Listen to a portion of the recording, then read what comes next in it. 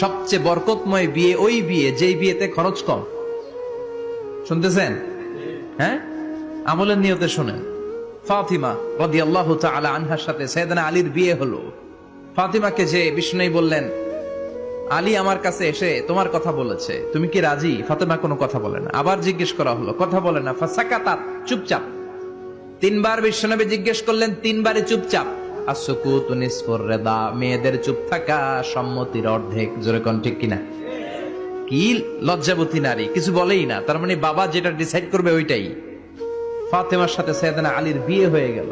সামান্য কিছু কাপড় পেয়েছেন, সামান্য কিছু দিরহাম পেয়েছেন, সামান্য কিছু মহরানার বিনিময়ে বিশ্বনবীর কন্যা সাইয়্যিদাতু নিসাই আহলিল জান্নাহ, সব নারীদের সর্দারিনী, যে ফাতেমা জান্নাতের দরজার ভেতরে ধাক্কা না দিলে কোনো নারী জান্নাতে প্রবেশ করতে পারবে না।